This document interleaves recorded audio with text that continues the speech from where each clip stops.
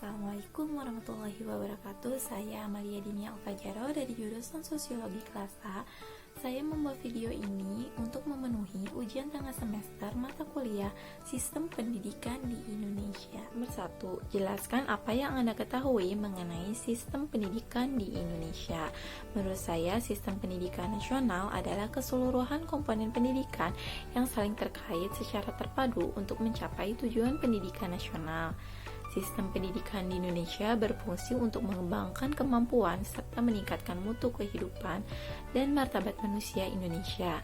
Dalam rangka upaya mewujudkan tujuan pendidikan nasional, tujuannya yaitu untuk mengembangkan kemampuan dan membentuk watak serta peradaban bangsa yang bermartabat dalam rangka mencerdaskan kehidupan bangsa agar berkembang potensi peserta didik menjadi manusia yang beriman dan bertakwa, berakhlak mulia, berilmu, kreatif, mandiri, dan menjadi warga negara yang demokratis serta bertanggung jawab. Kedua, jelaskan landasan sistem pendidikan di Indonesia. Sistem pendidikan nasional diatur menurut Undang-Undang Nomor 2 Tahun 2003. Pendidikan merupakan usaha agar manusia dapat mengembangkan potensi diri melalui proses pembelajaran dan atau cara yang lain yang dikenal dan diakui oleh masyarakat.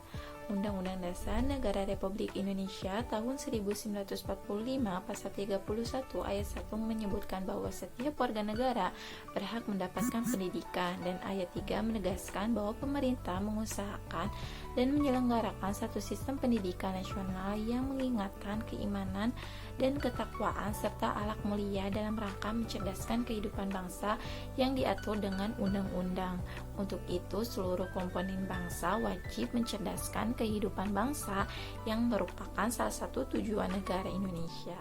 Nomor 3, jelaskan salah satu masalah sistem pendidikan di Indonesia dan bagaimana solusinya. Menurut saya, sistem pendidikan di Indonesia yang masih bermasalah yaitu sistem pemerataan pendidikan, di mana antara perkotaan dan pedesaan masih belum terjadi pemerataan. Terlihat sekali bahwa ketimpangan tersebut ada, di mana di perkotaan merasa dimudahkan apalagi dengan adanya pembelajaran daring saat ini, sedangkan di pedesaan mereka merasa kesulitan. Bahkan untuk mencari sinyal pun mereka harus pergi ke bukit terlebih dahulu. Mereka tidak memiliki handphone, gadget untuk memenuhi sarana prasarana pendidikan pada saat daring. Sedangkan di perkotaan sendiri akses internet lebih dimudahkan, sinyalnya bagus, tetapi di pedesaan mereka tidak mendapatkan hal seperti itu. Maka solusinya yaitu pemerintah harus memprioritaskan pendidikan, yaitu untuk memeratakan pendidikan di Indonesia tersendiri agar tidak terjadi lagi ketimpangan-ketimpangan tersebut. Dan mengenai kurikulum, sebaiknya kurikulum tersebut disesuaikan antara perkotaan dan pedesaan, di mana mereka tersendiri tidak dapat disamaratakan dari hal segi pendidikan, karena dari segi sarana prasarana, mutu pendidikan, dari guru, mereka serba kekurangan daripada dari perkotaan tersendiri. 4. Sebutkan dan jelaskan 8 standar komponen pendidikan. 1. Standar isi. Standar isi merupakan komponen materi dan tingkat kompetensi dalam rangka mencapai kompetensi lulusan pada jenjang dan jenis pendidikan tertentu. 2. Standar proses berkaitan dengan pelaksanaan pembelajaran di masing-masing satuan pendidikan. 3. Standar kompetensi lulusan merupakan kriteria atau kualifikasi yang menyangkut kemampuan lulusan yang terbagi atas kemampuan sikap, pengetahuan, dan keterampilan. 4. Standar pendidikan dan tenaga kependidikan. Pendidikan prajabatan dan kelayakan fisik dan mental serta pendidikan dalam jabatan. 5.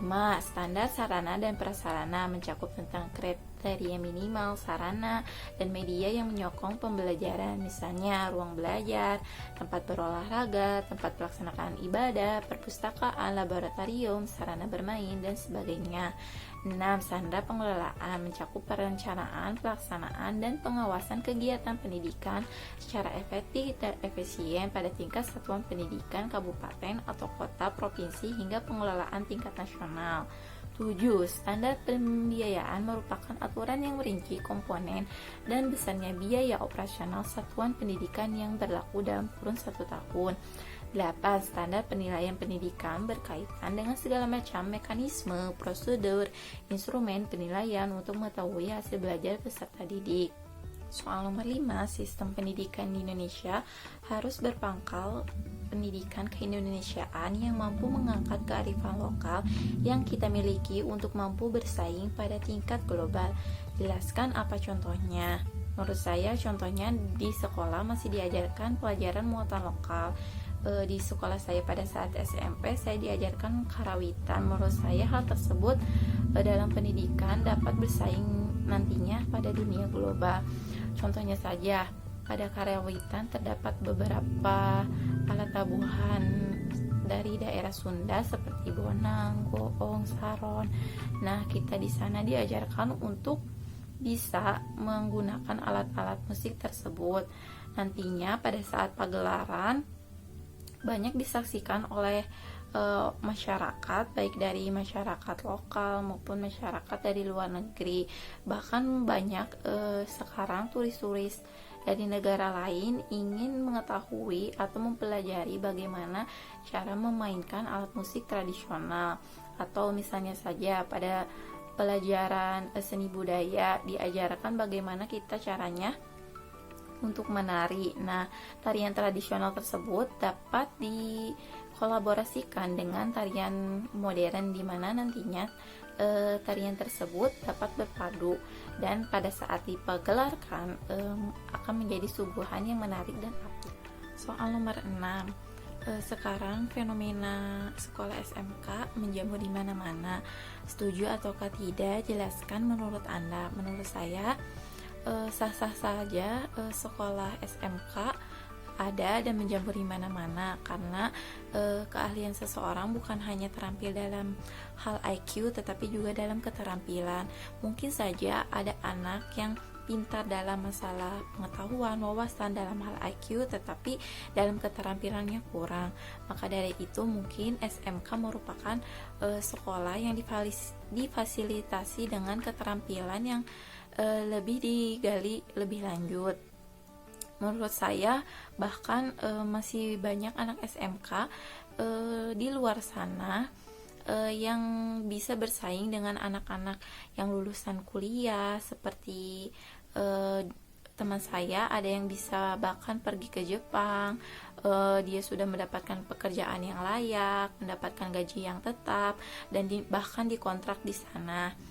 Dari segi materi pun bahkan mereka sudah mumpuni, keterampilan mereka dapat diuji bahwa mereka dapat bersaing bahkan dengan orang-orang di luar sana.